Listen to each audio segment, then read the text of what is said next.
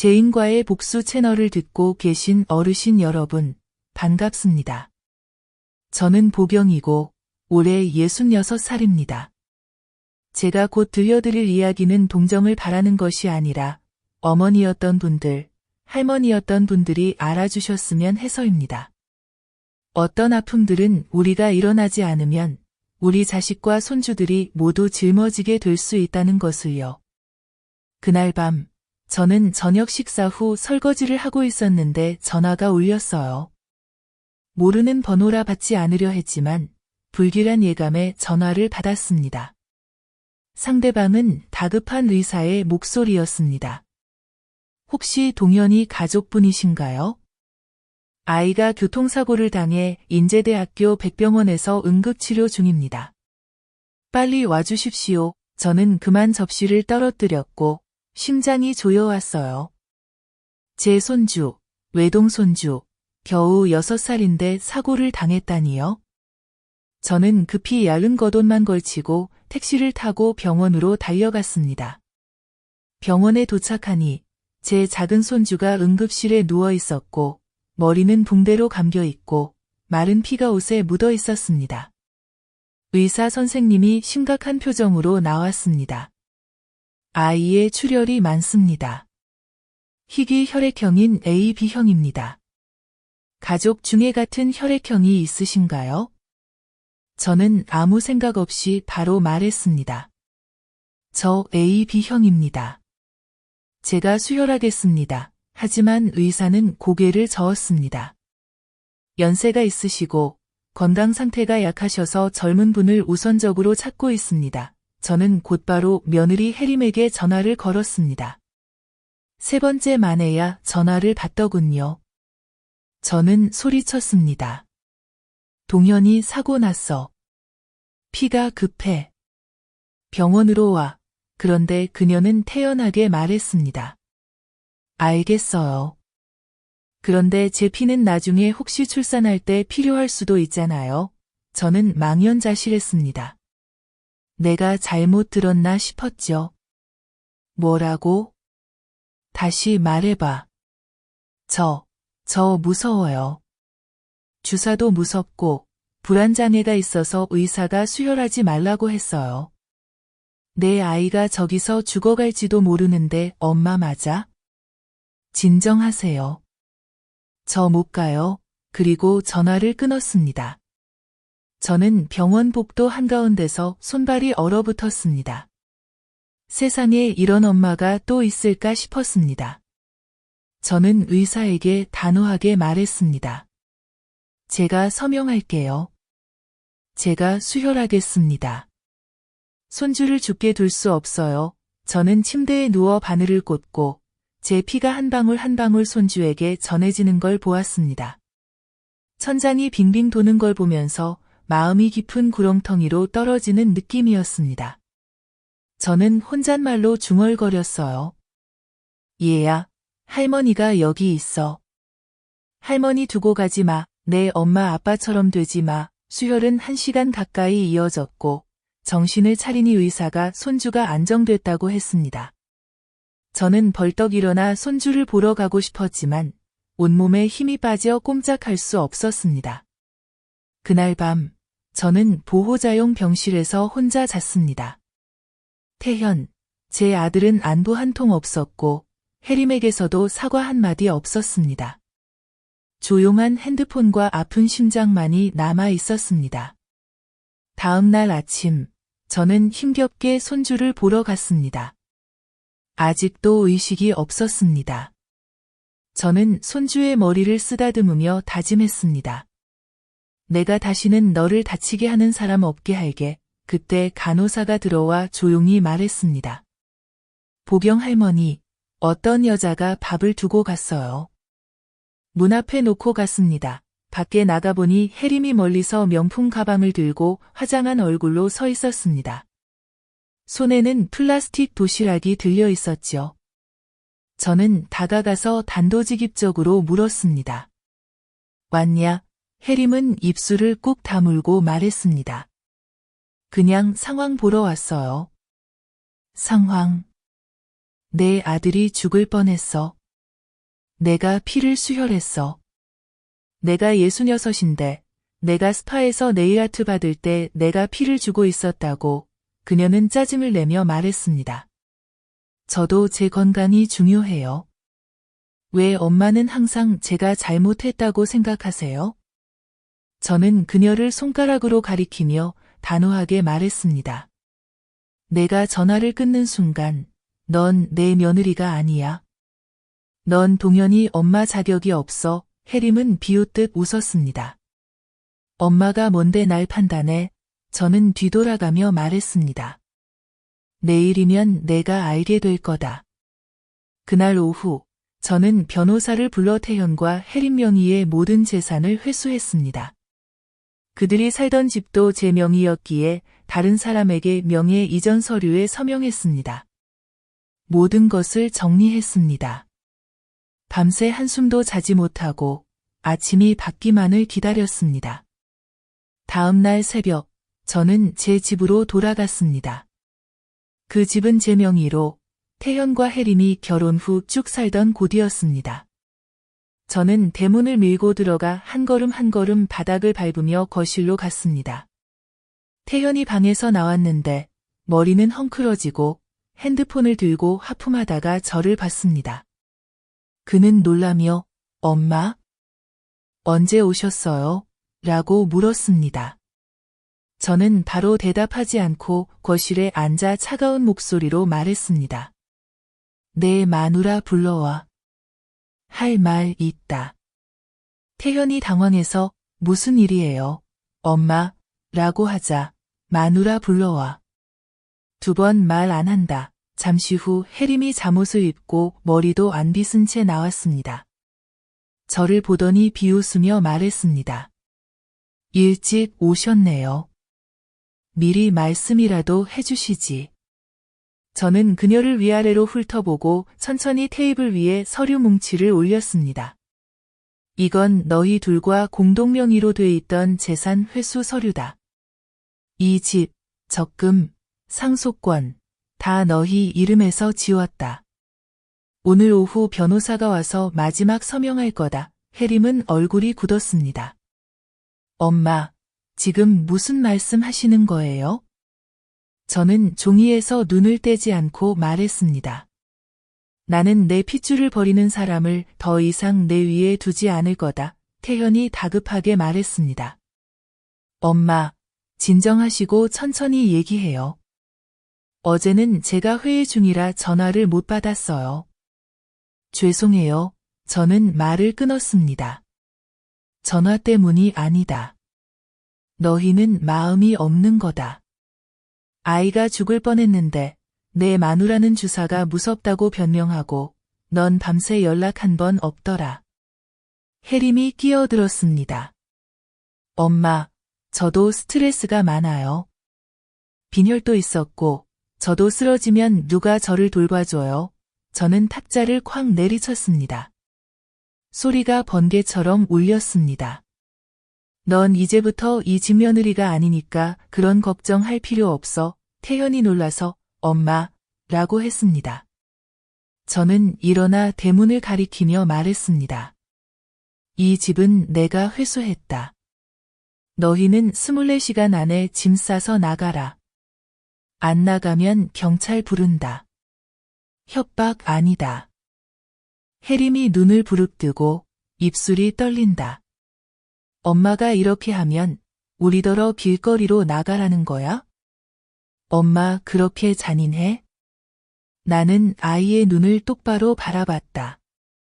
나는 착한 사람에게만 제대로 대해. 하지만 아이가 죽을 고비에 있을 때 버려놓고 변명이나 하는 사람한테는 인간적으로 대해줄 생각 없어. 나는 뒤돌아보지 않고 곧장 걸어 나갔다. 내 뒤로는 해림이 욕설을 퍼붓는 소리, 태현이 부르는 소리가 들렸다. 엄마, 제발 이러지 마세요. 엄마.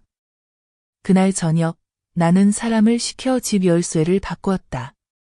2사람의 짐은 그대로였지만 나는 전부 잠가버리고 문 앞에는 종이 한 장만 붙여두었다. 내 아이는 내가 키운다. 마음 없는 사람은 상대하지 않는다. 그날 밤 나는 병원 근처 임시로 빌린 하숙집으로 돌아왔다. 동현이는 아직 약하고 완전히 깨어나지 않았다.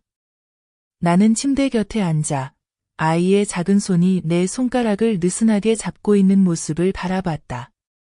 내가 어떻게 이렇게 강해질 수 있었는지 모르겠다.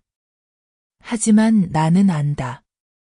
차라리 가난하고 힘들더라도 내 손주가 차가운 가식과 무관심 속에서 자라는 것보다는 낫다는 걸. 다음 날 아침, 나는 동현이에게 죽을 사러 시장에 나가려고 했다. 그때 갑자기 대문을 세차게 두드리는 소리가 들렸다. 밖으로 나가 문을 열자 태현과 혜림이 문 앞에 무릎을 꿇고 있었다. 둘 다 초췌한 얼굴에 머리카락은 헝클어져 있었다.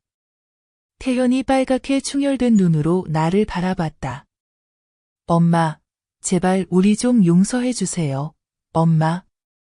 혜림이 울부짖었다. 죄송해요. 제가 잘못했어요. 제발 아이를 한 번만 만나게 해주세요. 나는 말없이 얼음처럼 차가운 마음으로 두 사람을 바라봤다. 입을 열어 담담하게 말했다. 이미 늦었어. 너희 마음은 이미 남에게 맡겨버렸잖아. 이제 너희 아이는 내 아이다. 혜림이 크게 소리쳤다. 제가 엄마예요. 제가 낳은 아이잖아요. 나는 또박또박 말했다. 낳았다고 다 엄마가 아니야. 정말 엄마라면 아이가 가장 필요할 때 곁에 있어야지. 그걸 못했으면 다시는 그 신성한 이름을 요구하지 마. 그들은 울었다. 나는 마음이 움직이지 않았다. 그리고 내 이야기를 계속하기 전에 영상의 좋아요와 구독, 알림 설정을 눌러주시면 제인과의 복수 채널에서 감동적이고 깊이 있는 가족 이야기를 놓치지 않을 수 있습니다. 들어주신 모든 분들께 감사드립니다. 내 이야기로 돌아가서 나는 대문을 쾅 닫고 두 사람을 밖에 내버려뒀다. 내 마음은 더 이상 흔들리지 않았다. 나는 이미 충분히 울었다. 이제는 손주를 위해 살아야 할 시간이다. 불효자식이나 차가운 며느리를 위해 살 시간은 아니다. 집안에선 동현이가 여전히 잠들어 있었다. 나는 침대 곁에 앉아 아이를 바라봤다. 고르고 규칙적인 숨소리가 내 삶을 이 세상에 붙들어 매는 것 같았다. 나는 스스로 무너지게 내버려 둘 수 없었다. 그런데 1시간도 안 돼 다시 문 두드리는 소리가 들렸다. 이번엔 두드리는 것이 아니라 미친 듯이 문을 쾅쾅 두드렸다. 나는 한숨을 쉬고 문을 열었다. 혜림이 거기 서 있었고 손에는 짐가방을 들고 멍한 눈빛이었다. 태현은 고개를 숙인 채 초췌한 얼굴이었다. 엄마, 한마디만 하게 해주세요. 그 다음엔 엄마가 뭘 하든 다 따를게요. 나는 팔짱을 꼈다. 말해봐. 혜림이 목이 메인 채 말했다. 엄마, 다시 며느리로 받아달란 게 아니라 동현이를 한 번만 안아보고 싶어요. 딱 한 번만요. 나는 그녀를 오래 바라봤다. 눈은 벌겋고 입술은 트고 걸음걸이도 비틀거렸다. 더 이상 며칠 전 냉정하게 스파에 앉아있던 그 여자가 아니었다. 나는 문을 열고 안을 가리켰다. 들어와. 하지만 한 번이라도 잘못하면 내가 더 이상 봐주지 않을 거야. 혜림은 고개를 숙이고 떨리는 걸음으로 들어왔다. 태현도 주먹을 꽉 쥔 채 따라 들어왔다. 동현이는 막 눈을 떴다. 엄마를 보자 굳어버리더니 갑자기 고개를 돌려 베개에 얼굴을 묻었다. 혜림이 울부짖었다. 동현아, 엄마가 미안해. 엄마가 정말 잘못했어. 아이는 돌아보지 않았다. 나는 아이의 어깨가 떨리는 걸 봤다. 나는 다가가 손을 잡았다. 동현아, 엄마한테 안기고 싶니? 잠시 조용하더니 고개를 저었다. 엄마 필요 없어. 할머니, 엄마 들어오게 하지 마. 혜림은 바닥에 주저앉아 울었고 태현도 울었다. 엄마, 내가 잘못했어요. 내가 너무 어리석었어요. 아내가 강하니까 나 없어도 될 줄 알았어요. 엄마가 다 알아서 할 줄 알았어요. 혜림이가 정말 아이를 버릴 줄은 몰랐어요. 나는 차갑게 말했다. 몰랐다고? 너희는 보고, 듣고, 느끼지도 않으면서 어떻게 부모라고 할 수 있니? 혜림이 눈물 범벅인 얼굴로 올려다봤다. 엄마가 화내는 거 알아요. 하지만 전 이제 다 잃었어요. 친구들도 다 떠났고, 회사에서도 잘렸어요. 가족도 아무도 말 안 해요. 동현이만 남았어요. 제 핏줄이에요. 나는 물었다. 얘가 수혈받을 때 넌 어디 있었니? 혜림은 울면서 바닥에 머리를 박았다. 죄송해요. 제가 너무 바보였어요. 엄마. 나는 한숨을 쉬었다. 어떤 사과는 들어도 용서할 수 없는 게 있다. 동현이는 침대에서 우리를 바라보고 있었다. 나는 다가가 아이를 안아 올렸다. 아이는 내 목을 끌어안고 속삭였다. 할머니, 나 엄마한테 가지 않게 해줘. 나는 아이의 등을 두드리며 말했다. 할머니가 여기 있잖니. 아무도 널 데려가지 않아. 나는 혜림을 바라보며 단호하게 말했다. 잘 들어. 이제부터 넌 이 아이에 대한 어떤 권리도 없어. 정말 잘못을 뉘우치고 싶으면 기다려. 이 아이가 널 다시 보고 싶어질 때까지. 아니면 그냥 가. 혜림은 일어나서 눈물을 닦고 뒷걸음질 쳤다. 기다릴게요. 얼마나 걸리든 기다릴게요. 나는 문을 열었다. 더 이상 내쫓을 필요도 없었다. 두 사람은 스스로 물러났다. 나는 문을 닫고 아이를 침대에 다시 눕혔다. 그제야 나는 깨달았다. 아이는 이미 잠들어 있었다. 내 품 안에서 아이의 고른 숨소리와 내 옷자락을 꽉 잡은 작은 손이 느껴졌다. 내 가슴에서 흐느낌이 새어나왔다. 나는 한때 이렇게 생각했다. 복수란 모든 걸 부수는 것, 그들을 무너뜨리는 것, 그들이 무릎 꿇고 용서를 구하는 모습을 보는 것이라고. 하지만 이제 나는 안다. 그들에게 가장 큰 대가는 바로 자기 핏줄에게 거부당하는 것이라는 걸. 자신이 낳은 아이가 더 이상 자신을 필요로 하지 않는 것. 나는 더 이상 아무것도 할 필요가 없었다. 그들의 잔인함이 이미 씨를 뿌렸고 지금 그 열매를 거두고 있는 것이다. 그날 이후 내 작은 집에는 오직 나와 손주 둘만 남았다. 더 이상 싸우는 소리도 진한 향수 냄새도 혜림의 신랄한 목소리도 없었다. 오직 동현이를 학교에 데려다주는 차 소리, 죽 그릇에 숟가락 부딪히는 소리, 그리고 밤마다 내가 읽어주는 동화책 소리만 남았다. 태현은 몇 번 들러 장난감이나 우유를 사다 주곤 했다. 그러나 나는 분명히 말했다. 내가 방문하는 건 괜찮지만 이제부터 모든 교육과 돌봄은 엄마가 할 거야. 태현은 고개를 숙이고 아무 말도 하지 않았다. 동현이는 점점 건강을 되찾았다. 상처도 아물고 피부도 더 좋아졌다. 하지만 마음의 상처는 여전히 남아있다는 걸 나는 안다. 아이는 엄마 이야기를 하지 않았다. 누가 물으면 고개만 저었다. 나 할머니랑 살아. 나는 내 삶을 다시 정리하기 시작했다. 아침에는 손자를 학교에 데려다주고, 오후에는 밥을 짓고, 저녁에는 공부를 복습한다. 집 근처 병원에서 내 사정을 알고 파트타임 청소 일을 주었다. 진료실 청소를 하며 한 달에 약값과 동연히 우유값 정도는 벌 수 있었다. 나는 불평하지 않는다. 지금처럼 내가 강하다고 느낀 적은 한 번도 없었으니까.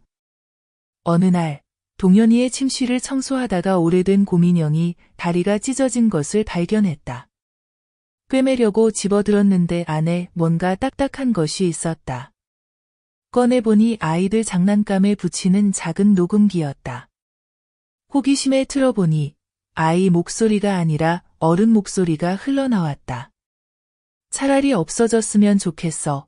짐덩이 같아 죽겠네. 혜림의 목소리였다.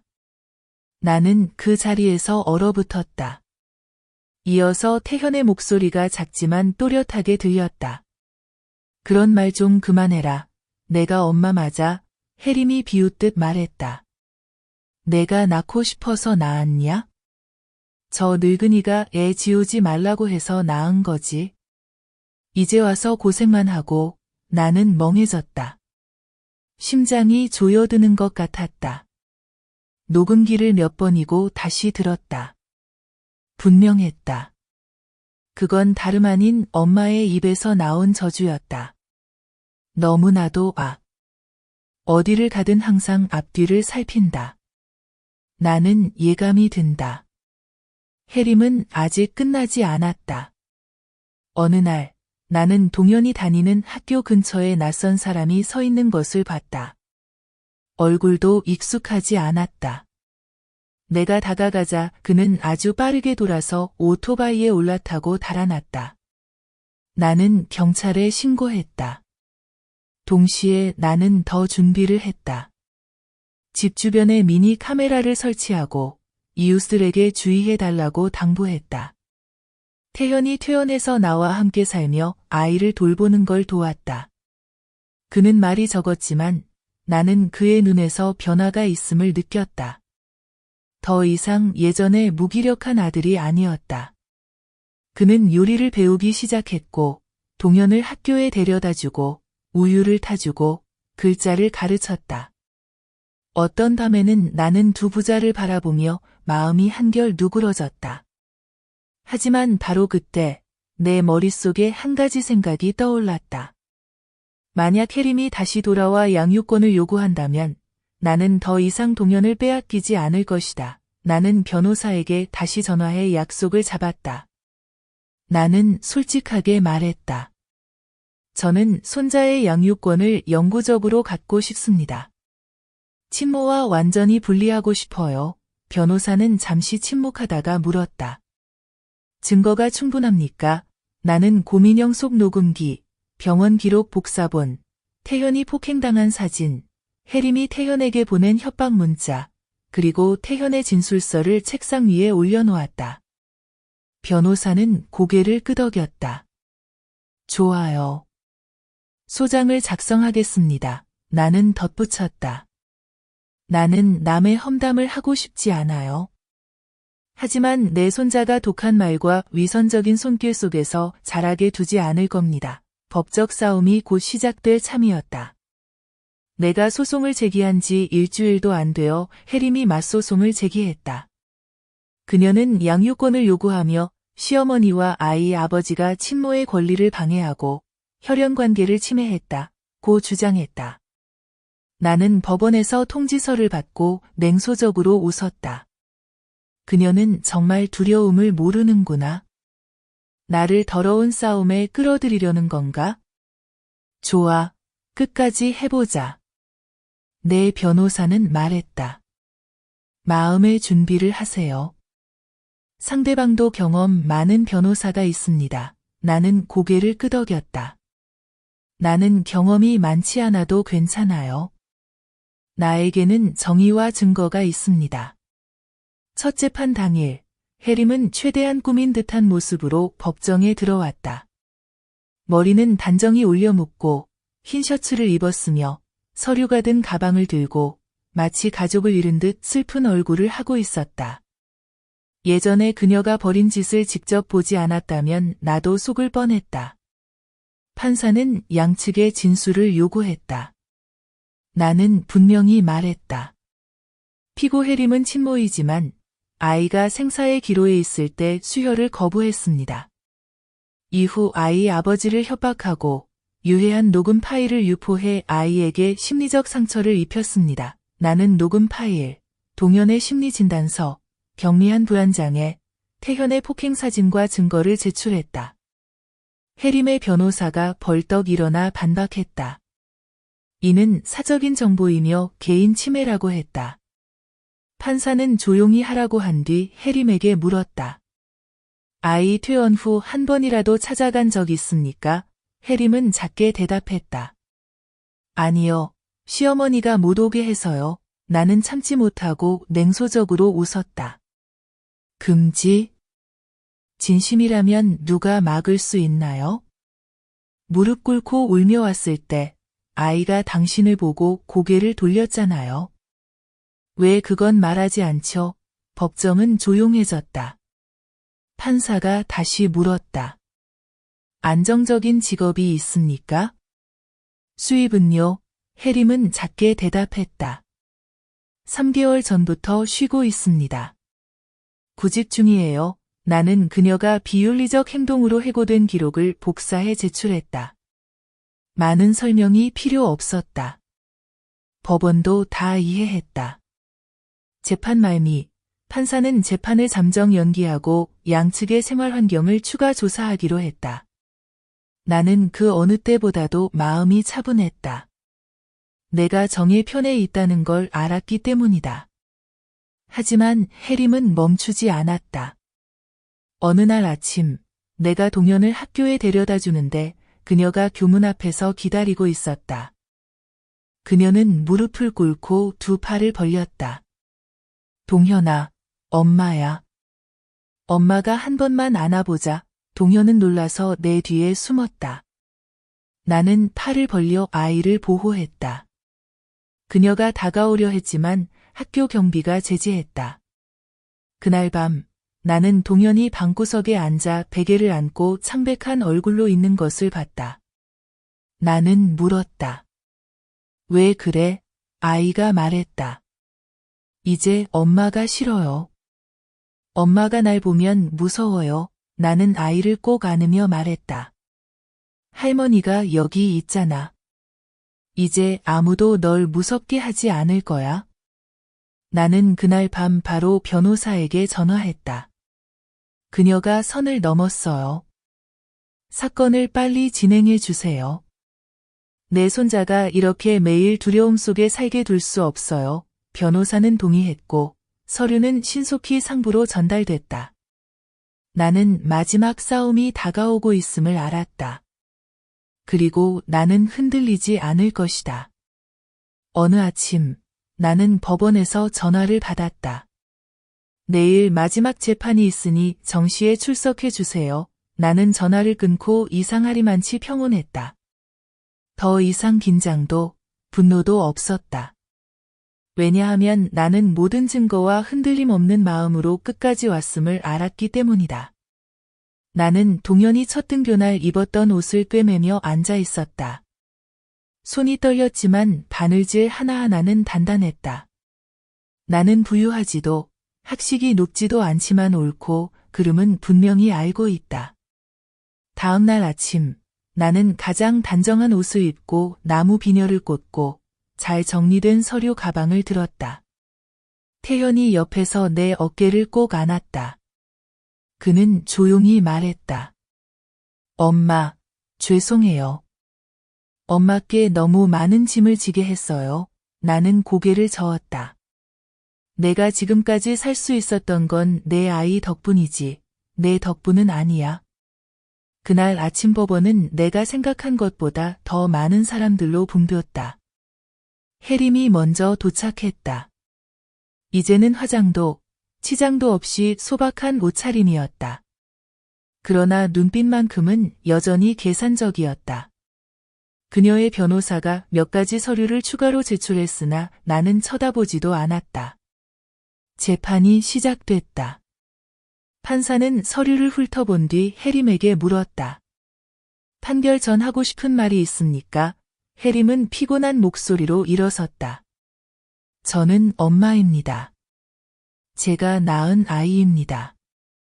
위기 때 아이를 버린 건 제 잘못입니다. 하지만 저는 그 잘못을 바로잡을 권리가 있습니다. 판사는 나를 바라봤다. 보경 씨, 마지막으로 하실 말씀 있으십니까? 나는 종이도 들지 않고 읽지도 않고 일어섰다. 저는 아무것도 바라지 않습니다. 저는 그저 남은 생을 다해 손주를 키우는 할머니로 살아가길 바랄 뿐입니다. 아이의 부모가 바빠서 태어났을 때부터 제가 돌봐왔습니다. 병원에 데려가고 열이 나면 부항을 해주고 말라리아로 아플 때는 바닥에 누워 아이를 간호했습니다.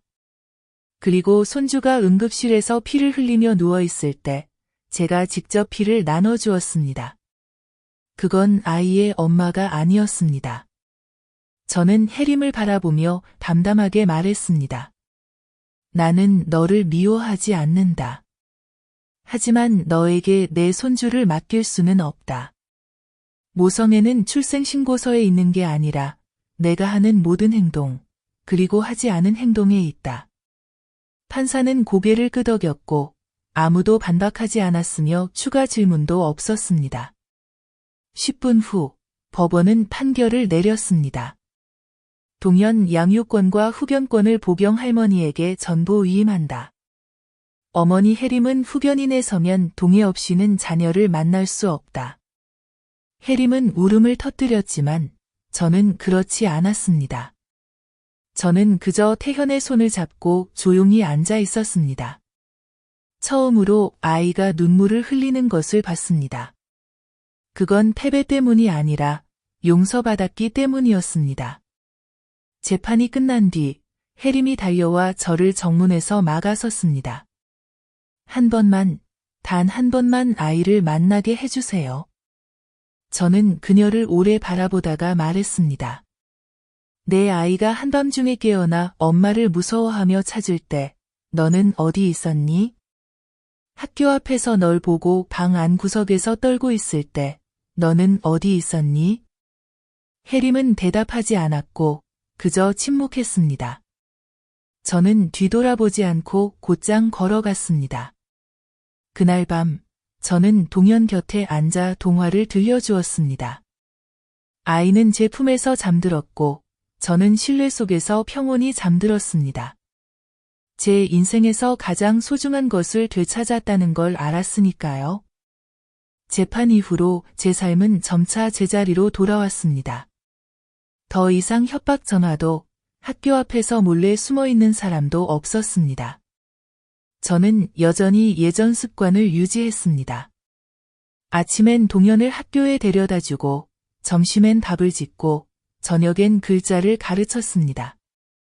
태현은 어느새 진정한 아버지가 되었습니다. 아침에 일찍 일어나 저와 함께 아침을 준비하고 딸의 머리를 묶는 법을 배우고 심지어 동현이 학교에 가져갈 벤토 도시락을 만드는 법도 배웠습니다. 저는 두 부녀를 바라보며 마음이 한결 가라앉았습니다. 어느 날 동현이 학교에서 그림 한 장을 가져왔습니다. 그림에는 나이든 여성이 아기를 품에 안고 있었습니다. 이게 누구야? 아이는 곧장 대답했습니다. 내 할머니랑 나야. 아빠는 사진 찍고 있어. 저는 웃지 않고 눈물이 흘렀습니다. 하지만 이 평온이 오래가지 않을 것임을 알고 있었습니다. 해림 같은 사람은 그렇게 쉽게 사라지지 않을 테니까요. 그리고 제 예감은 맞았습니다. 어느 날 점심, 설거지를 하던 중 문 두드리는 소리를 들었습니다. 문을 열자 손에 수건을 떨어뜨릴 뻔했습니다. 낯선 여성이 1살쯤 되어 보이는 아이를 안고 있었습니다. 그녀는 불안한 눈빛과 떨리는 목소리로 말했습니다. 여기 보경 할머니 맞으시죠? 저는 조심스럽게 고개를 끄덕였습니다. 그녀는 고개를 숙이며 말했습니다. 저는 혜인이라고 하고 예전에 해림의 친구였습니다. 아주 중요한 일이 있어 왔어요. 저는 안으로 들어오라고 했지만 그녀는 앉지 않고 문가에 서서 아이를 달래며 말했습니다. 이 아이는 혜림의 아이지만 할머니 아드님의 아이는 아닙니다. 저는 충격에 말을 잃었습니다. 다시 말씀해 주세요. 그녀는 주머니에서 DNA 검사지를 꺼내 테이블에 올려두었습니다. 저는 한동안 혜림과 함께 살면서 모든 걸 알게 됐습니다. 이 남자아이는 우진이라는 다른 남자와 혜림이 해외에서 같이 살 때 생긴 아이입니다. 그 남자가 혜림을 떠나자 혜림은 아이를 데리고 베트남으로 돌아왔어요.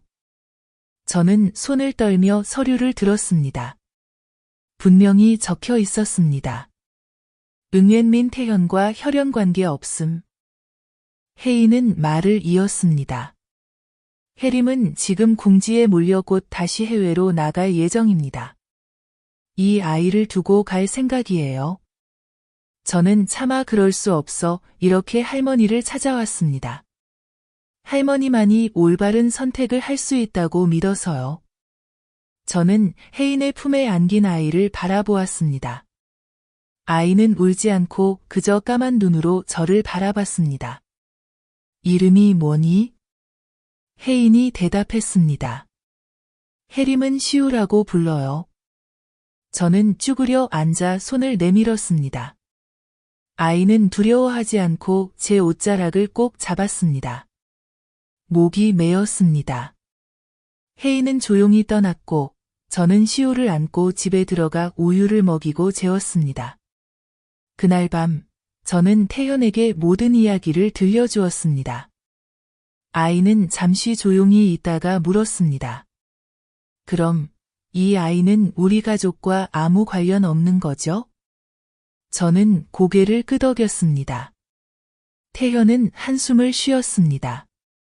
그래도 이 아이도 피해자네요, 엄마. 저는 쓴웃음을 지었습니다. 사랑이 뭔지 모르는 엄마의 희생자지.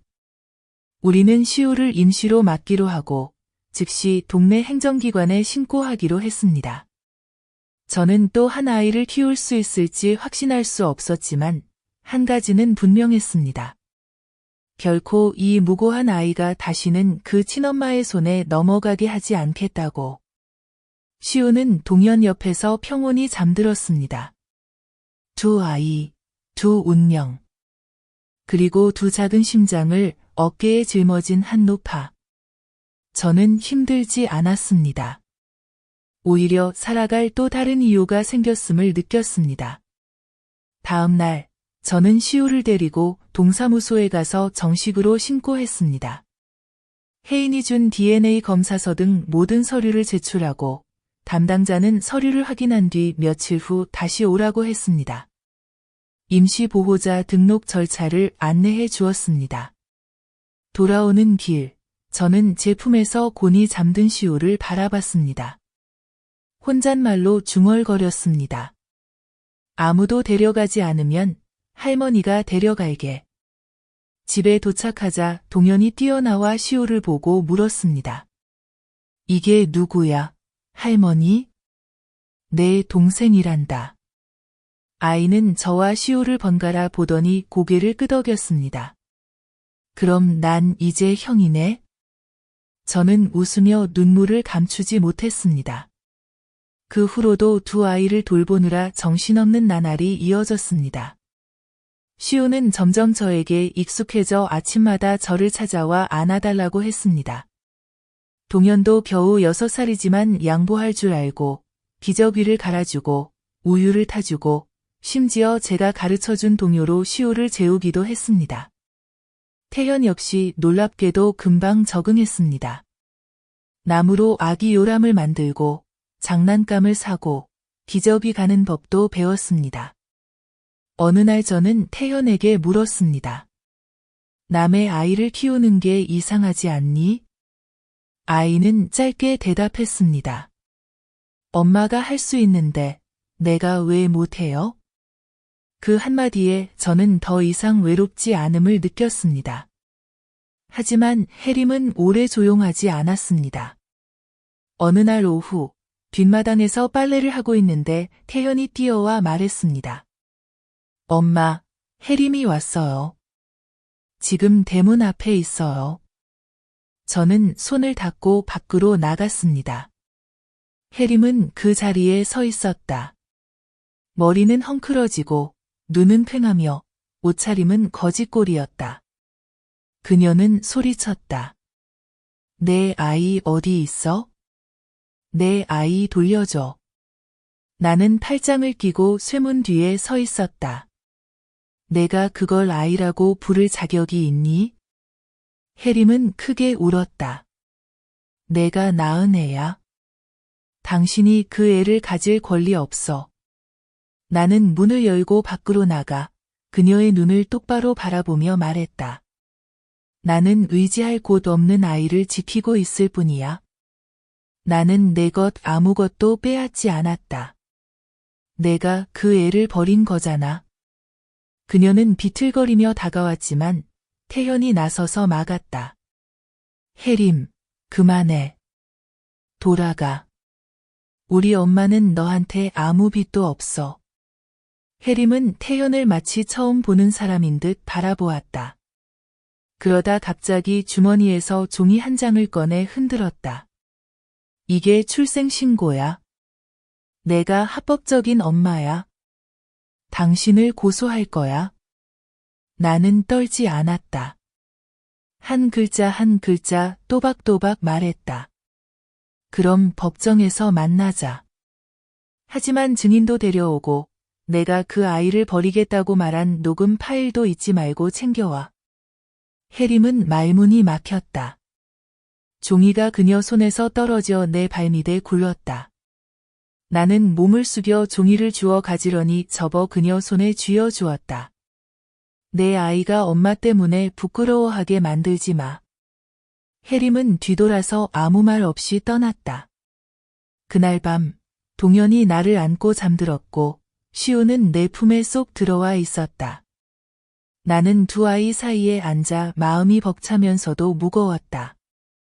미래가 어떻게 될지 몰랐지만 단 한 가지는 확실했다. 나는 마지막 숨이 닿을 때까지 이 아이들을 지킬 것이다. 일주일 후 나는 법원에서 소환장을 받았다. 해림이 공식적으로 소송을 제기했다. 시우의 양육권을 돌려달라며 보경 씨의 생활 여건이 불안정하고 장기적으로 양육할 능력이 없다는 이유였다. 나는 가볍게 웃었다. 이 수법은 너무 진부했다. 나는 변호사를 만나러 갔다. 그리고 우유 영수증, 시우의 유치원 등록금 납부서, 동사무소 임시보호 확인서, 그리고 현재 안정적인 수입이 있는 태현의 재정 보증서를 추가로 제출했다. 변호사는 나를 보며 고개를 끄덕였다. 준비가 우리보다 더 철저하시네요. 나는 단호하게 대답했다. 나는 내 아이를 하찮게 여기는 사람에게 절대 지지 않을 겁니다. 재판 당일, 동현 때만큼 사람이 많지는 않았지만 분위기는 훨씬 무거웠다. 해림은 검은 드레스를 입고 머리를 단정히 따았으며 낡은 출생신고서를 손에 들고 있었다. 여전히 익숙한 연기였지만 이번엔 아무도 관심을 갖지 않았다. 법원에서 물었다. 해림 씨, 왜 아이를 두고 떠났습니까? 해림은 울먹이며 말했다. 산후 우울증이 있었어요. 돌볼 자신이 없어서 친구에게 맡긴 거예요. 나는 혜인, 시우를 내게 맡긴 사람의 진술서와 해림이 혜인에게 보낸 문자 메시지를 제출했다. 애 좀 맡아줘. 나 너무 힘들어. 급히 호주로 가야 해. 판사는 다 읽고 난 뒤 해림을 바라보았다. 반론 있습니까? 해림은 침묵했다. 나는 더 이상 그녀를 바라보지 않았다. 오직 중요한 것, 시우와 동현에게 집중했다. 법원은 내게 물었다. 보경 씨, 시우를 합법적으로 입양할 생각이 있습니까? 나는 확고하게 대답했다. 혈연 관계는 중요하지 않습니다. 보호가 필요한 아이들이 더 중요합니다. 판사는 고개를 끄덕였다. 최종적으로 법원은 3개월간의 감독 기간이 끝날 때까지 시우를 내가 계속 돌보도록 임시 판결을 내렸다. 해림은 격하게 반발했다. 왜요? 그 애는 내 아이예요. 내 성을 따랐잖아요. 나는 차갑게 답했다. 사랑 없이 키워지는 아이는 명분만 남용당하는 불쌍한 아이일 뿐입니다. 그녀는 울음을 터뜨렸지만 더 이상 아무도 동정하지 않았다. 이후 3개월 동안 나는 하루하루 조심스럽게 살았다. 동사무소 직원이 불시에 점검을 나왔지만 나는 두렵지 않았다. 우리 집은 항상 깨끗하고 정돈되어 있었고 식사는 늘 충분했고 두 아이의 웃음소리가 아침마다 울려 퍼졌다.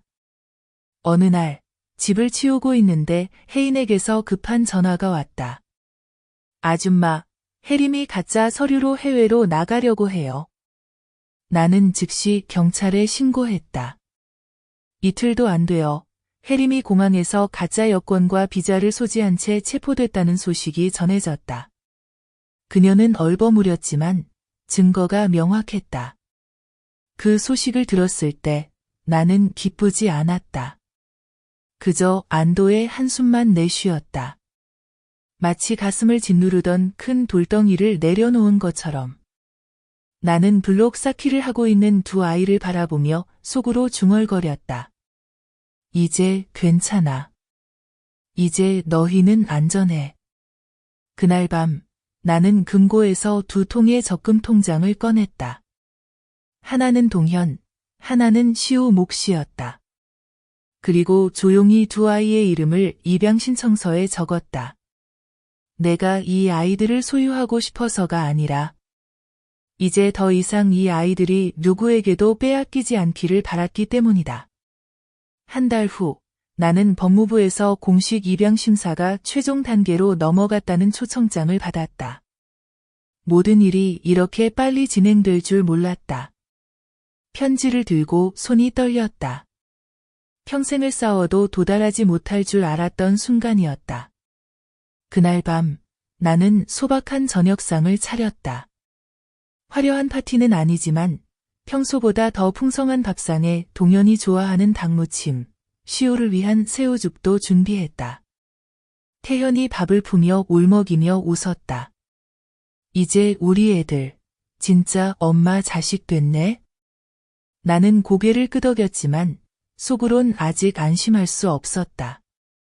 왜냐하면 해림이 아직 남아 있었기 때문이다. 비록 구속 수사 중이지만 그녀는 결코 포기할 사람이 아니었다. 역시나 3일 후 나는 발신인 없는 편지 한 통을 받았다. 거기엔 삐뚤빼뚤한 글씨로 당신이 이긴 줄 알아? 가만두지 않을 거야. 나는 종이를 찢어버리고 남은 불안까지 함께 화로에 태웠다. 태현에게 말하지 않았다. 동현에게도 알리지 않았다. 대신 나는 조용히 자물쇠를 점검하고 CCTV를 확인하고 예전에 해림을 감시해주던 성찬 씨에게 다시 연락해 계속 주시해달라고 부탁했다. 어느 날 밤 시우를 재우다가 CCTV 화면에 낯선 그림자가 비쳤다. 깜짝 놀라 휴대폰으로 화면을 확대해보니 모자를 쓴 낯선 남자가 현관문을 뚫어져라 바라보고 있었다. 나는 즉시 경찰에 신고했다. 하지만 경찰이 도착했을 땐 이미 그는 사라지고 없었다. 더 이상 방심할 수 없었다. 다음 날 나는 두 아이를 데리고 백화점에 가서 새 교복과 새 가방을 사주었다. 그 아이들이 제잘거리는 걸 보며 나는 웃는 척했지만 마음속은 돌에 눌린 듯 무거웠다. 나는 알고 있었다. 해림이나 누군가가 아이들을 노리고 있다는 것을. 나는 변호사 사무실을 찾아가 단도직입적으로 말했다. 유언장을 작성하고 싶습니다. 제 전 재산을 두 아이에게 나눠주고 싶어요. 만약 저에게 무슨 일이 생기면 아이들이 반드시 보호받아야 합니다. 변호사는 나를 오래 바라보다가 고개를 끄덕였고 더 이상 묻지 않았다. 그날 밤 나는 손편지 2통을 썼다. 하나는 동현이에게, 하나는 시우에게. 날짜를 적고 식사, 공부, 내가 없을 때 서로를 잘 돌보라고 당부했다. 나는 미신을 믿는 사람도 약한 사람도 아니지만 알고 있었다. 악이라는 것은 궁지에 몰리면 목숨을 걸고 달려든다는 것을. 일주일 후 나는 2 아이를 데리고 고향에 내려가 아이들 할아버지의 묘를 찾았다. 돌아오는 길에 나는 말했다. 동현, 무섭지 않니? 뒷좌석에 앉아 시우를 안고 있던 동현이 담담하게 대답했다. 아니요, 할머니가 있고 제가 있으니까 시우는 아무것도 안 무서워요. 나는 울컥하며 운전대를 꼭 쥐었다. 나는 내가 누군가를 지키기엔 너무 늙었다고 생각했었다. 하지만 그 한마디가 내 안에 꺼진 줄 알았던 힘을 다시 불태워 주었다. 집에 도착하자마자 소식을 들었다.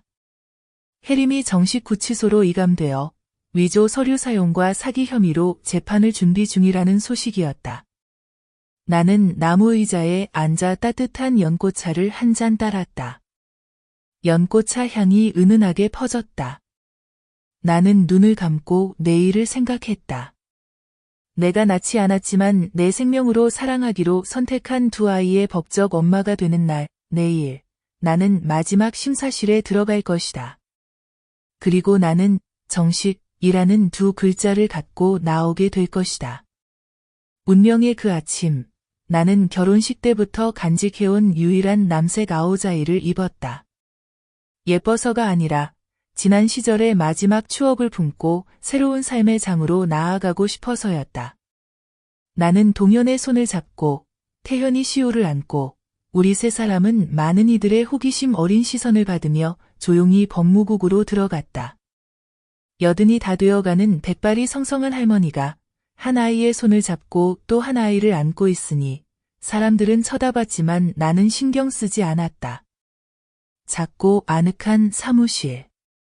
담당자는 서류를 보고 나를 보고 2 아이를 번갈아 보더니 말했다. 보경 씨, 2 아이를 법적으로 입양하겠다는 의사에 변함없으십니까? 나는 고개를 끄덕였다. 원하는 게 아니라 필요합니다. 담당자가 미소를 짓고 몇 가지 절차를 더 물었다. 나는 출생신고서, 판결문, 재정보증서, 동사무소 확인서, 2 아이의 일상 사진을 꺼내 보였다. 그리고 담당자는 펜을 내려놓고 도장을 하나씩 찍기 시작했다. 첫 번째 도장, 시우가 정식으로 내 양자가 되었다. 2 번째 도장, 동현은 내가 만 18세까지 전면적 후견권을 다시 인정받았다. 나는 손수건을 꺼내 눈을 닦았다. 태현도 옆에서 울컥하며 말했다. 엄마, 엄청 울 줄 알았는데. 나는 웃었다. 이제 그런 식으로 울지 않아. 이젠 눈물이 아이들 얼굴 닦아주는데 쓰여야지. 방을 나서며 나는 시우를 높이 들어 하늘을 가리켰다. 보이지? 이제부터 넌 할머니의 아이다.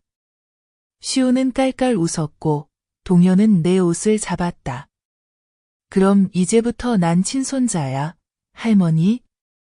나는 2 아이를 품에 안고 앉았다. 친손자보다 더 소중하지. 그날 점심, 나는 작은 케이크를 사서 연유로 가족이라고 썼다. 꽃도 촛불도 없었지만 아이들 눈에는 온 빵집이 반짝이는 듯했다. 저녁에 변호사에게서 전화가 왔다. 혜림이 항소를 준비 중이라는 소문이 있어요. 이번엔 쉽지 않을 거예요. 조심은 하시되 너무 걱정하지 마세요. 나는 고맙다고 하고 전화를 끊었다. 나는 잘 알고 있었다. 혜림이 쉽게 지려하지 않을 거라는 걸. 그런 사람의 유형을 나는 안다. 그녀는 아이가 필요한 게 아니라 승리가 필요했다. 그리고 나는 그녀가 혈육으로 조종할 수 있다고 믿었던 것을 빼앗았다. 하지만 나는 더 이상 예전의 약한 보경이 아니었다. 그날 밤 나는 문을 3번 잠그고 두 아이를 품에 안고 거실에서 잤다. 동현이 시우를 안고 시우는 내 배 위에 다리를 올렸다. 아이들 머리 냄새, 우유 냄새, 숨소리, 내 품 안의 모든 세상이었다. 한밤중에 나는 작은 소리에 잠이 깼다. 쥐 소리인지, 바람 소리인지, 아니면 현관 박사람 그림자인지 분간이 안 갔다. 나는 살금살금 일어나 휴대폰 카메라를 켜서 확인했지만 아무 이상이 없었다. 그래도 다시 잠이 들 수 없었다. 나는 두 아이 옆에 앉아 지난주에 날카롭게 갈아둔 과일칼을 꼭 쥐었다. 누굴 해치려는 게 아니라 지키기 위해서였다. 마지막 싸움은 아직 오지 않았지만 나는 이미 준비가 되어 있었다. 입양이 정식으로 승인된 지 이틀 만에 예상치 못한 사건이 닥쳤다. 이른 아침 커피를 내리던 중에 누군가 문을 세차게 두드렸다. 문을 열자 키가 크고 흰 셔츠를 입은 남자가 서 있었다. 차가운 얼굴로 그는 신분증을 내밀었다. 저는 준영, 경제수사 담당자입니다. 박혜림 씨 사건과 관련하여 몇 가지 사실을 확인하기 위해 함께 동사무소로 가주시겠습니까? 나는 얼어붙었다. 경제수사? 또 혜림? 시계를 보니 동현과 시우는 아직 방에서 자고 있었다. 태현이 막 샤워를 마치고 나와 소식을 듣더니 놀라 물었다. 엄마가 뭘 했다고 잡아가요? 준영이 말했다. 체포가 아니라 조사 협조 요청입니다. 변호사와 동행하시면 좋겠습니다. 나는 고개를 끄덕였다. 변호사에게 연락 좀 하겠습니다. 나는 변호사 선영 씨에게 전화를 걸었다. 침착하고 날카로운 여성이다. 30분 만에 그녀와 함께 동사무소에 도착했다. 알고 보니 혜림이 관계 당국에 내가 돈을 받고 양육권을 샀다고 진술한 것이었다. 즉, 동현의 양육권을 얻기 위해 뇌물을 줬다는 거짓말이었다. 그녀는 내가 법원에 아는 사람에게 돈을 주고 재판 결과를 조작했다고 꾸몄다. 나는 조사실 한가운데서 웃음을 터뜨렸다. 제가 돈이 많아 법원을 살 수 있었다면 아직도 우리 집 지붕이 저렇게 낡았겠어요? 준영이 나를 바라보며 물었다. 금전을 주고받은 사실이 없다는 증거가 있습니까? 나는 지갑에서 은행카드를 꺼내 보였다. 이게 제 계좌입니다.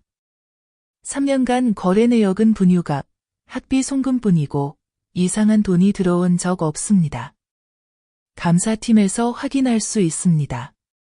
선영 씨도 목소리를 냈다. 보경 씨가 한 모든 거래는 투명합니다. 관계 당국의 고발자 측도 함께 조사해 줄 것을 요청합니다. 3시간 후 나는 귀가를 허락받았다. 가기 전 준영이 내 귀에 속삭였다. 진정하세요. 저희 쪽도 혜림 씨에게 뭔가 이상함을 느끼고 있습니다. 하지만 추가 확인이 필요합니다. 나는 고개를 끄덕였다. 진정함은 내가 남은 유일한 것이다. 집에 도착하자 태현이가 나를 끌어안았다. 엄마, 나 또 엄마를 잃는 줄 알았어. 나는 아이의 어깨를 가볍게 두드렸다. 그렇게 쉽게 안 돼. 이제 엄마는 달라. 오후에 나는 동현이를 데리고 집 근처 공원에 갔다. 시우는 태현이 안고 왔다. 아이들이 놀고 나는 벤치에 앉아 눈을 대문에서 떼지 않았다. 나는 알고 있었다. 혜림은 마지막 공격, 즉 명예훼손을 반복하고 있었다. 하지만 그녀가 모르는 것이 하나 있다. 내 명예는 남의 입에 달린 게 아니다. 그것은 내가 아이들에게 해주는 매 끼니, 내 아이 곁에서 지키는 매 순간의 잠에 있다. 그날 밤 나는 낯선 문자를 받았다. 당신이 정말 이겼다고 생각해? 아직도 내 편인 사람이 한 명 있다. 당신이 전혀 예상 못한 사람이야. 나는 등골이 오싹해졌다. 3번이나 문자를 다시 읽었다.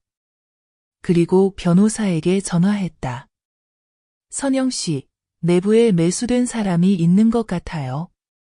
혜림이 내부에서 도움을 요청한 정보를 좀 알아봐 주세요. 선영 씨가 답했다.